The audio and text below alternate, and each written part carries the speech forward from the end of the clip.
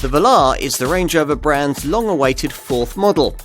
Equally long-awaited has been a larger contender from the Solihull makers lineup, fully able to properly take on executive segment German premium SUV rivals in terms of tarmac drive dynamics. This, apparently, is that car. Stylishly packaged, beautifully built, and on paper at least, very desirable indeed. Under the skin, the Velar shares most of its engineering with the Jaguar F-PACE SUV. But it's marginally larger and heavier and positions you more commandingly at the wheel. The rear-biased four-wheel drive system, the ZF 8-speed auto gearbox, and the basic passive springed adaptive damping suspension setup are all borrowed from Jaguar 2, as are the engines, with the bulk of the Velar range built around 4-cylinder, 2-litre Ingenium turbo units. For diesel buyers, there's a single-turbo D180 option and the twin-turbo D240 variant that we're trying here, a unit capable of 48.7 miles to the gallon on the combined cycle and 154 grams per kilometre of CO2. Petrol people get twin-turbo P250 and P300 variants, the figures after the P and D model designations referencing the braked horsepower in each case. We'd be tempted, though, to try and stretch to one of the 3-litre V6 variants, either the P380 petrol, which shares its stirring supercharged engine with a Jaguar F-Type sports car, or, more likely, the potent D300 diesel. Another advantage of having the V6 is that, as standard, it gives you a key Velar feature, four-corner air suspension, that emphasises this car's most impressive attribute, excellent ride quality. This, along with impressive refinement, is key to this Range Rover model's exemplary long-distance cruising ability. It's not so comfortable, though, when being hurried through the bends, though, as you'd expect, it's a big improvement on its larger showroom stablemates in that regard.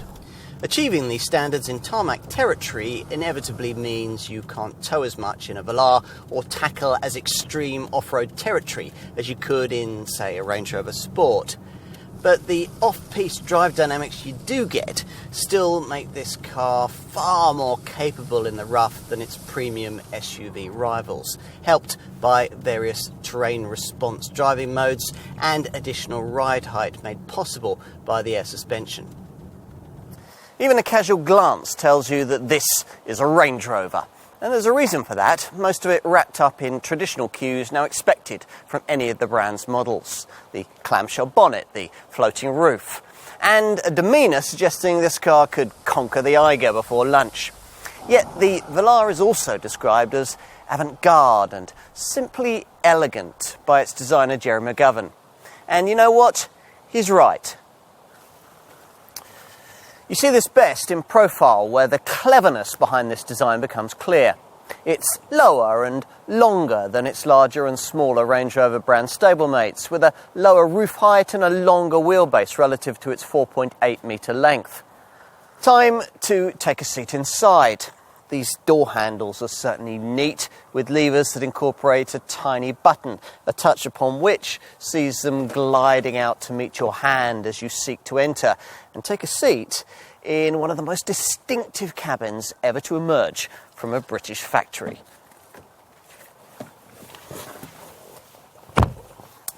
Get comfortable in the elevated Sports Command driving position, and you'll notice the two high-definition 10-inch central touchscreens of this model's freshly developed Touch Pro Duo infotainment system. These offer you the ability to better configure the functions that you want to prioritise. For example, it's perfectly possible for the driver to view a navigation map on the upper display while your passenger adjusts media settings on the one below. You simply can't do that with the single monitor that rivals offer. Plusher models also get another all-digital screen in the instrument binnacle, a 12.3-inch interactive driver display that gives you lots of configurable options controlled by touch-sensitive switches on the steering wheel. As for cabin quality, well, hidden cheaper plastics are in evidence if you really go looking for them, but broadly, what's on offer here meets the high standards set by a fully fledged plutocrat Range Rover, which is praise indeed. Time to take a seat in the rear.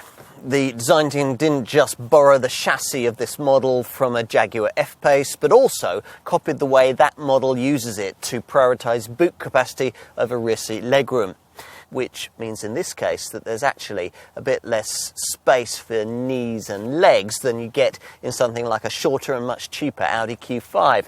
Though the difference isn't huge, and certainly not enough to be a deal breaker for likely owners who'll never have to sit here. Right, let's finish with a look at the boot. Sure enough, as promised, the cargo area looks large, though in reality it isn't quite as big as Land Rover's stated 632-litre figure suggests it might be. If you do need to push everything forward, then the seats fold to reveal a large area that, though not completely flat, is certainly spacious, with up to 1,731 litres of capacity, or 1,690 litres if you have that full spare wheel on board.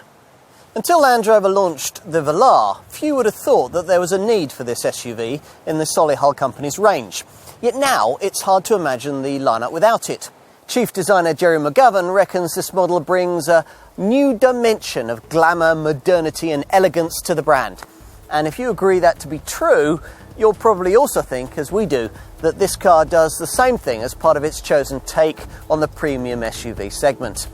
If in the past you've usually driven a premium German executive saloon, but always liked the idea of a Range Rover, then this is your car.